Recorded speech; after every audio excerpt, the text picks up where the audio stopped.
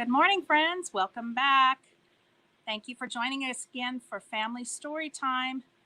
All right, everybody have their seats. Crisscross applesauce. All right, let's turn our listening ears on. Good job, my friends. All right, let's begin with our hello song. Here we go. Hello, friends. Hello, friends. Hello, friends.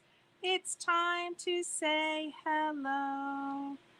Good job, friends. Again, thank you for joining us this week.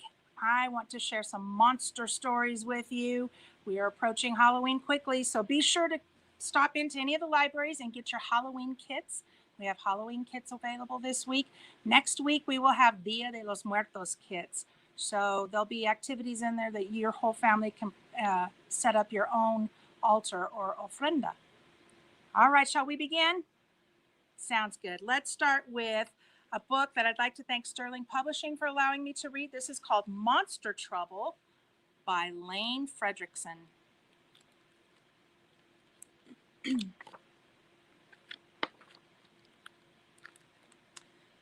Winifred Schnitzel was never afraid, not of monsters or ghouls or the noises they made. She loved scary movies and werewolves and thunder and peg-legged pirates who bury their plunder. Still, Winifred's bedtime was hardly spook-free. The neighborhood monsters would not let her be.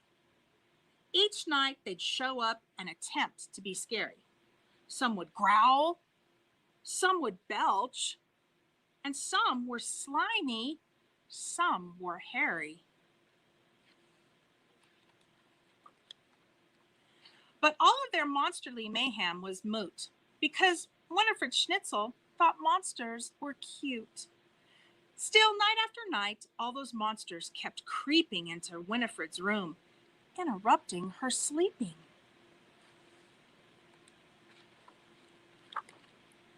Too tired for math, too exhausted for fun, she finally decided those monsters are done.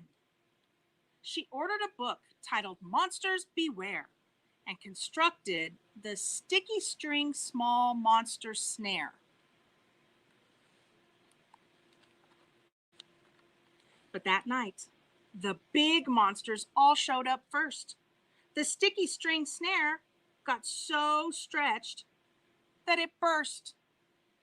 There were monsters on bedposts and stuck to the wall. They made slingshots from string. They were having a ball.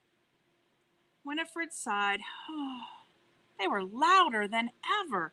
She knew that she needed to try something clever. So she brought in some stinky old Limburger cheese. The label said, "Caution, makes big monsters sneeze." Well, the monsters just called up the Goblin Street Deli and they ordered in bagels and fish eyeball jelly.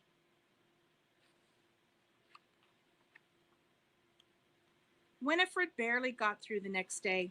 She dozed off in art class and snoozed through ballet. She decided, that's it. I've got to get tough. She was tired of monsters. Enough was enough. So she built every spooky trap in Monsters Beware, and one of her own called the Prickly Bum Chair.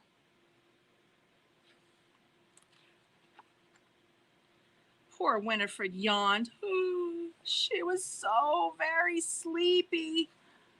She was starting to look a bit spookishly creepy. When the monsters showed up with their howling and roaring, Winifred Schnitzel was already snoring. She was dreaming of puppies when a monster went hiss. She reached out and gave it a big sleepy kiss. The monster yelled, "Yuck!" and all the others were heaving. One gagged and a big monster shouted, "I'm leaving!" Winifred knew that despite their uniqueness, she discovered that monsters have one silly weakness. Can you guess what it is? So she puckered and pouted and kissed them all goodnight. These monsters screamed, running as fast as they could. Now Winifred sleeps very soundly at night. In the daytime, she's happy and perky and bright. But sometimes she finds that a monster's crept in right around bedtime with a monsterly grin.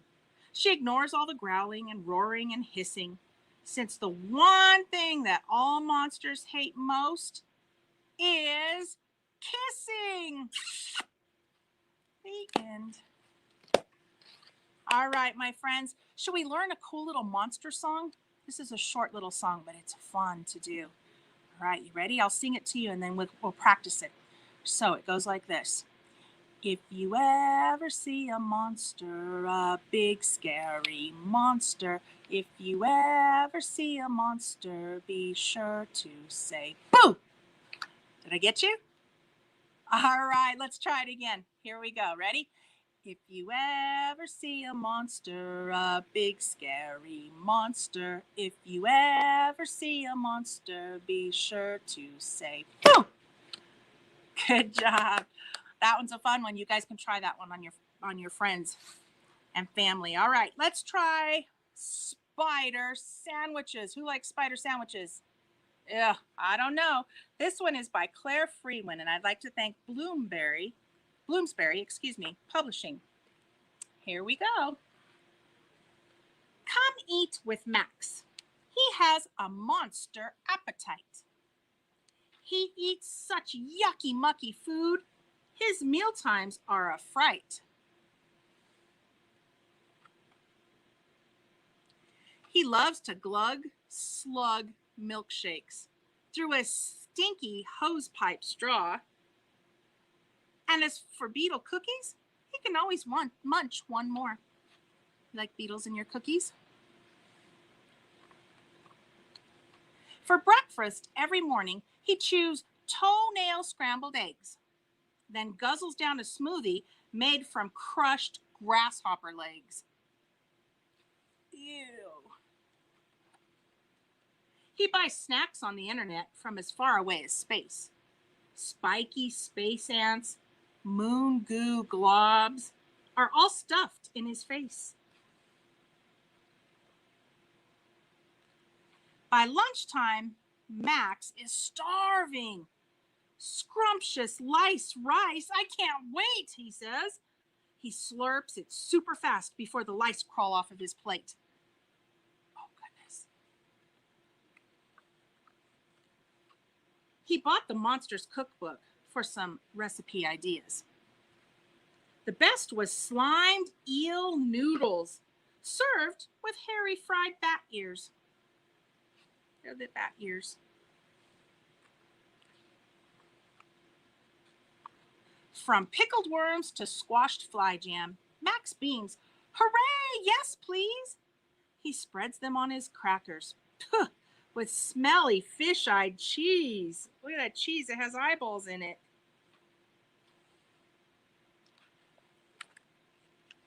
So delicious, gurgles Max, with a massive goo-filled grin. Cold, crunchy cockroach chowder dribbling down his chin. Tadpole ice cream, snail trail sauce, things that squirm and slurp, they all mix in his tummy. Look out! Here comes a burp. Oh. Rat's tail pizza, blue mold chips. Bug burgers are a treat. But when it comes to mealtime, there's one thing he will always eat. Squiggly spider sandwiches. He scarfs them down so fast. Look at that. He eats their heads and their sticky webs, but saves their legs for last. Max will eat up anything that oozes gunk and gloop, but even monsters gasp, no thanks, when faced with green sprout soup? Ooh! Look at him, he busted through the door. The end. That's a gross little story, isn't it? One of my favorites. I love it. All right, my friends, don't forget to stop in and get your Halloween kit to go. And next week, the Dia de los Muertos kits, so that you can make your ofrenda. Have a great rest of the week and enjoy this fabulous fall weather. We'll see you guys next time. Let's end with our goodbye song. Here we go. Goodbye, friends. Goodbye, friends. Goodbye, friends. It's time to say goodbye. Bye. Have a great day.